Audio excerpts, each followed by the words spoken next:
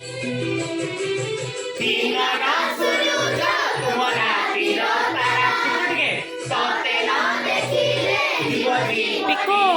ପିକୁ ଗାଇଲୁ ଗାଇଲୁ ନା ବ୍ୟାଗରେ ଖୋଜୁଛୁ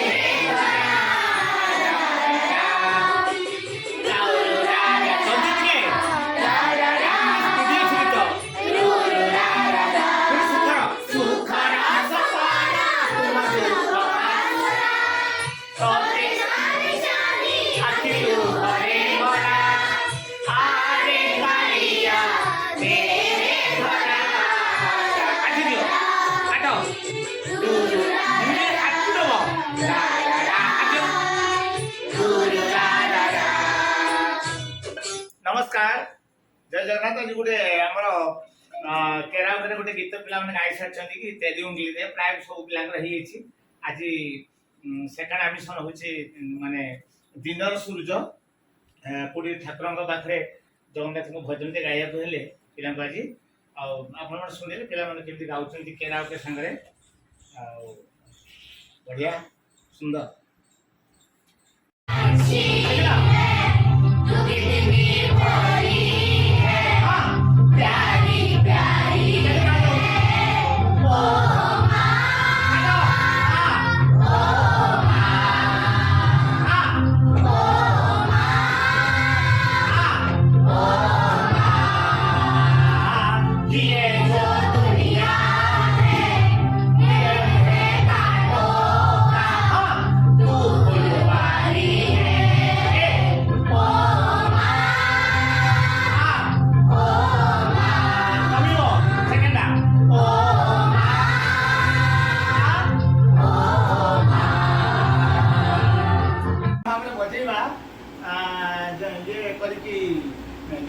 संबलपुरी बीट गुटे बजेबा हला बजेबा की टिकट जाओ बजेलो 1 2 3 स्टार्ट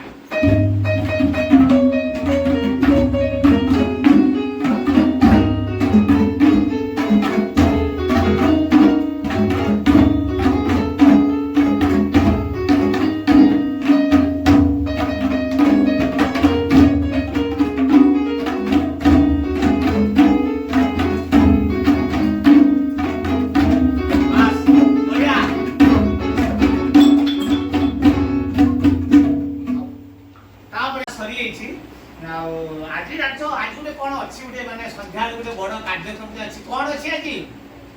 मैच अच्छी आज कार कार अच्छी मैच आज अच्छी अच्छा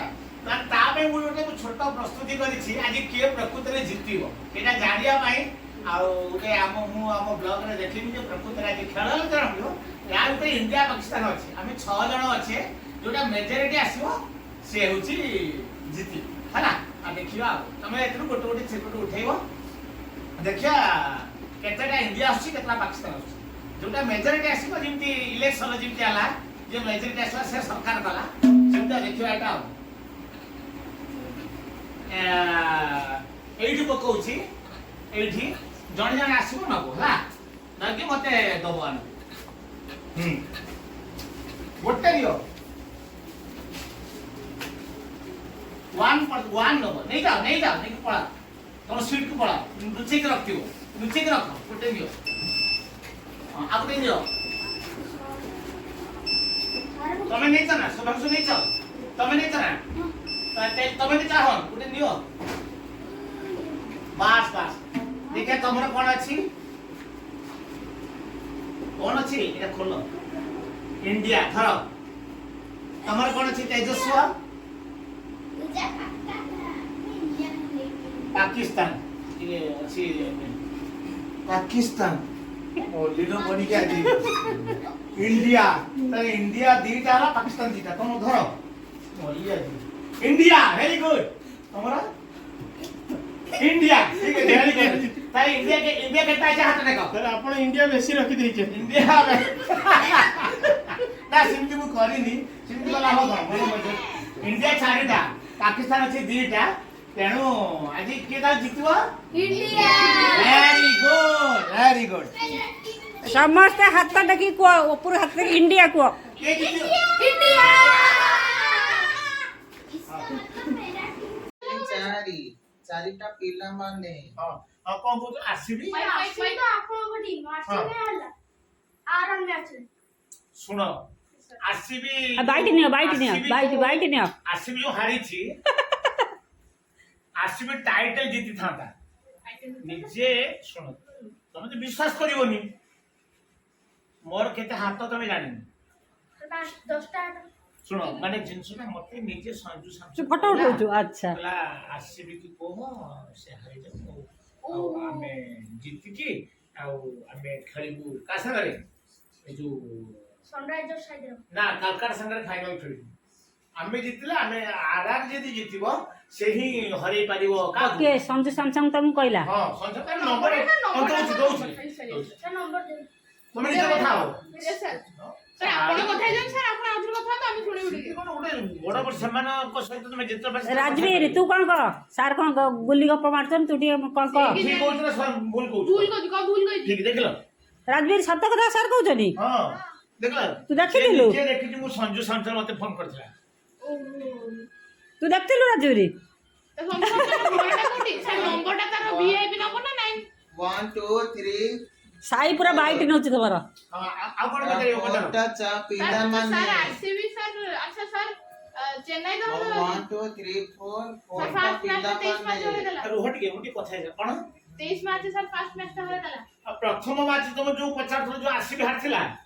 ଆରେ ଆସିବି ଆସିଥିଲେ ନା ଖେଳାଳି ସବୁ ତା ବିରାଟ କୋହଲି ଥିଲା ଫାଇଭ ଡୁପ୍ଲେସିସ୍ ଥିଲା ମୋହମ୍ମଦ ସିରାଜ ଥିଲା ଆରେ ବିରାଟ କୋହଲି ଆସିଥିଲା ଯେ ସେ ଚାର୍ଜ ହେଇନଥିଲା ପ୍ରଥମ ମ୍ୟାଚ ରେ ତମେ ଯାଇକି ଚାର୍ଜ କଲ ତାକୁ ସେ ଯୋଉ ଆସିଲା ସେ ଘରୁ ପ୍ରିପେୟାର ହେଇକି ଆସିନଥିଲା ତା ସ୍ତ୍ରୀ ତାକୁ ପଠେଇଥିଲା ଯା ଟିକେ ଜଷ୍ଟ ବୁଲାବୁଲି କରିକି ପଳେଇ ଆସିବୁ ସେ ଜଷ୍ଟ ଖେଳି ଦେଇକି ଆଉଟ ହେଇଗଲା ରାଜବୀର ହଁ ନା ତାପରେ ତାକୁ ହରେଇ ପାଇଲେ ତାପରେ ଦେଖିଲ ବିରାଟ କୋହଲି କେମିତି ଖେଳିଲା ସେଞ୍ଚୁରୀ କଲା ବା ଆଉ ଆଉ କଣ ପଚାରିବ ପଚାର ସାର୍